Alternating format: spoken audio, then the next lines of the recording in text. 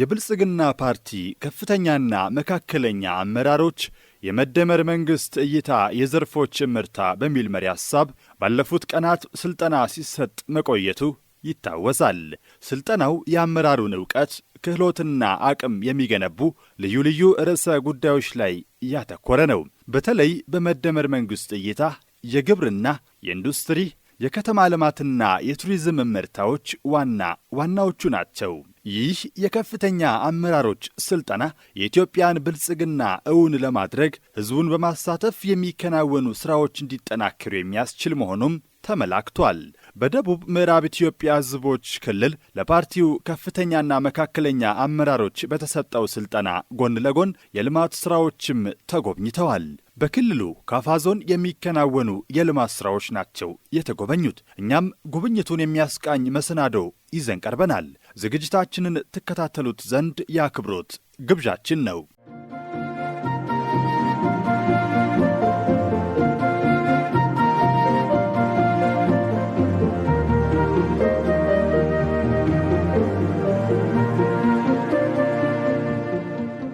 የብልጽግና ፓርቲ አመራሮችና ሌሎች ባለድርሻ አካላት የሚያደርጉት የልማት ስራዎች ጉብኝት በሀገር ብልጽግና ጉዞ ውስጥ ትልቅ ተግባራዊና ስልታዊ ፋይዳ ያለው ነው።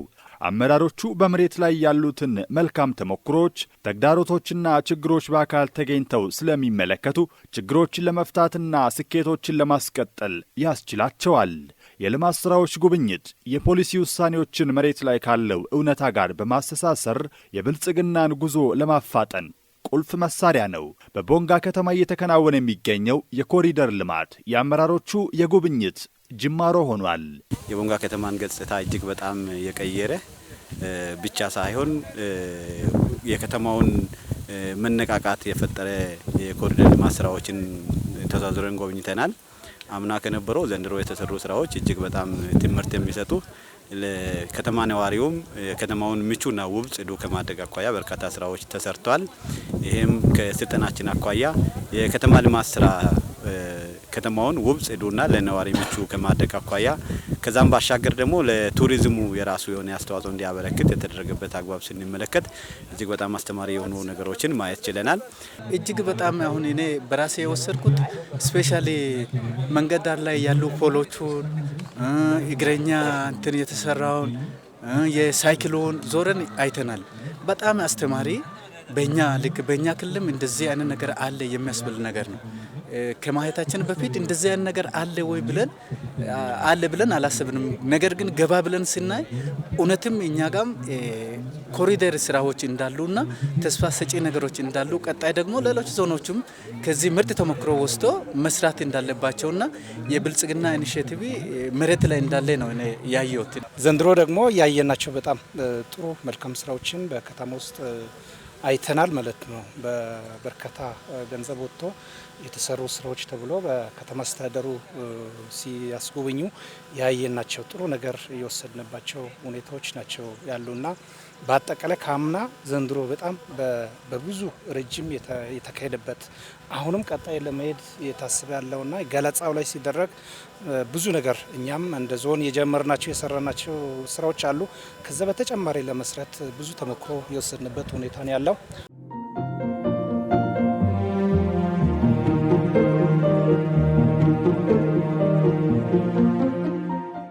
በኢትዮጵያ ውስጥ የወጣቶች ሥራ ዕድል ፈጠራ ትልቅ ብሔራዊ አጀንዳ ሲሆን የኢንዱስትሪ ዘርፉ ደግሞ ይህንን ለማሳካት ቁልፍ ሚና እንዲጫወት መንግስት ትልቅ ትኩረት ሰጥቶ እየሰራበት ይገኛል።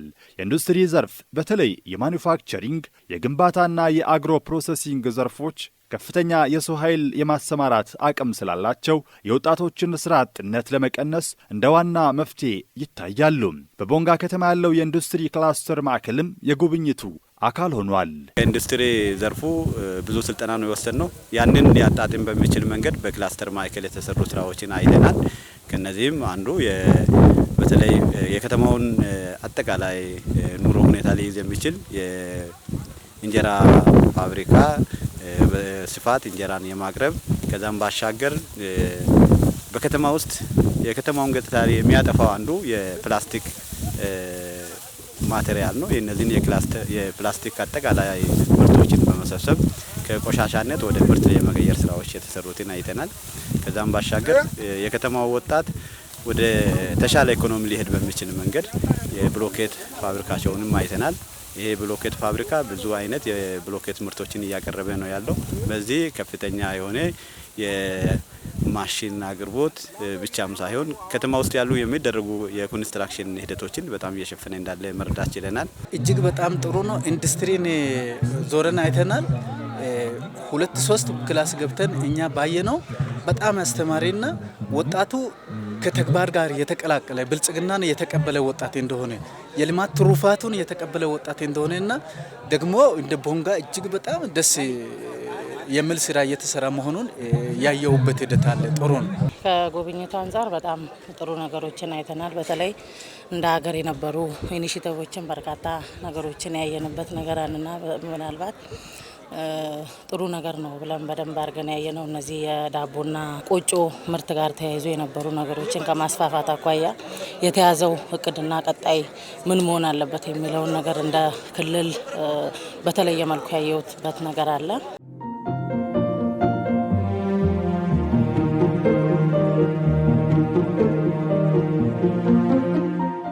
የእንቁላል ጣይ ዶሮ እርባታ ዘርፍ ለወጣቶች ስራ ዕድል ለመፍጠር ትልቅ አቅም ያለውና ለሀገር ኢኮኖሚም የጎላ አስተዋጽኦ የሚያበረክት ነው። ይህ ዘርፍ ወጣቶች ስራ ፈላጊ ከመሆን ይልቅ ስራ ፈጣሪ እንዲሆኑ ያስችላል። የእንቁላል ጣይ ዶሮ እርባታ ዘርፍ ቀላል ጅምርና ፈጣን ገቢ የሚያስገኝ ነው። ከሌሎች የእንስሳት እርባታ ዘርፎች አንጻር የዶሮ እርባታ አነስተኛ የመነሻ ካፒታል የሚፈልግ ሲሆን በጥቂት ወራት ውስጥ ፈጣን ገቢ ያስገኛል። የእንቁላል ፍላጎት በከተማም ሆነ በገጠር ከፍተኛ ነው። በጥቅሉ የዶሮ እርባታ የምግብ ዋስትናን ከማረጋገጥ ባሻገር ለአገር ውስጥ ገበያና ለውጭ ምንዛሪ ገቢም ያግዛል። በከተማ ግብርና የተደራጁ በተለይ የዶሮ እርባታ ላይ የተደራጁ ወጣቶችን አይተናል። የነዚህም በአጭር ጊዜ የተደራጀ ወጣት ነው።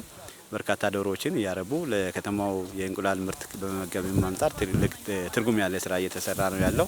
አጠቃላይ የክልላችን ወጣት በዚህ ልክ ተደራጅተው ህይወታቸውን እንዲቀይሩ የብልጽግና ኢኒሼቲቭን ወስቶ ተግባራዊ እንዲያደርጉ፣ ሁለተኛ ደግሞ መንግስትም ድጋፉን እንዲያጠናከርና ወጣቱ እጁን እግሩን አጣጥፈው ከሚቀመጥ በእንደዚህ አይነት ሁኔታ የሚታይ የሚጨበጥና የሚዳሰስ ስራ የሚሰራ ከሆነ የኢትዮጵያ ብልጽግና እውን የሚሆንበት ጊዜ ቅርብ መሆኑን ነው ማስተላልፈው።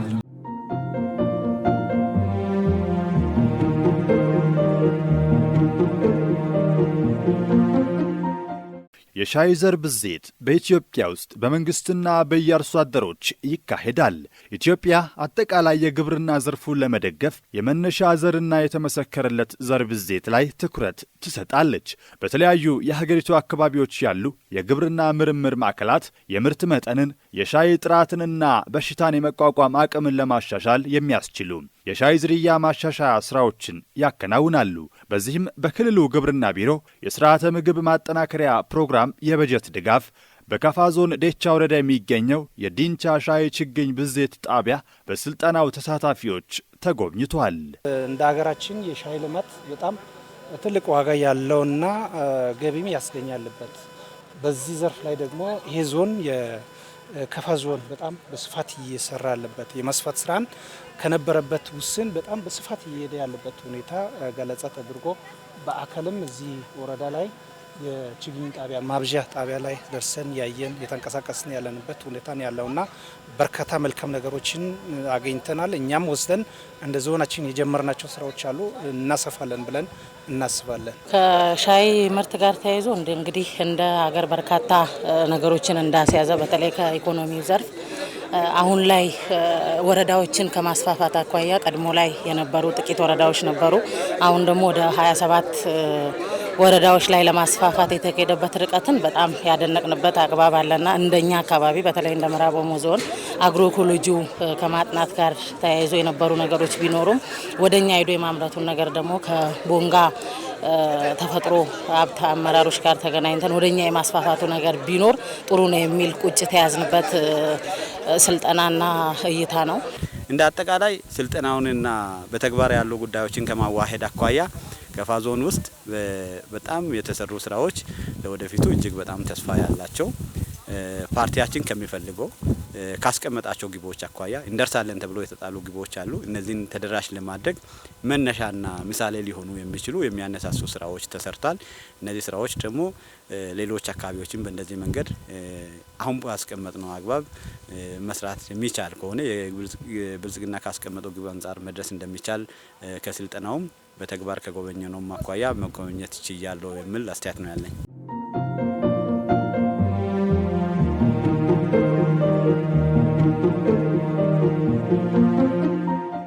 ኢትዮጵያ በስንዴ ልማት ዘርፍ ትልቅ ትኩረት ሰጥታ በመስራት ላይ ትገኛለች።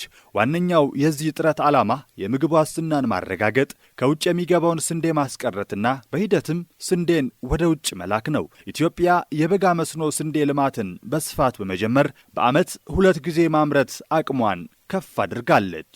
ይህ ፕሮግራም የምግብ ዋስትናን ከማገዝ ባለፈ የአርሶ አደሩን የሥራ ባህልና ምርታማነት ቀይሯል። በመስኖ ልማት አዲስ ልምድ በሌለባቸው አካባቢዎች ጭምር ተጨባጭ ውጤት እየተመዘገበ ይገኛል። በክልሉ ካፋ ዞን አዲ ወረዳ ቦቃ ቀበሌ ከ50 ሄክታር በላይ ስንዴ በኩታ ገጠም እየለማ ይገኛል።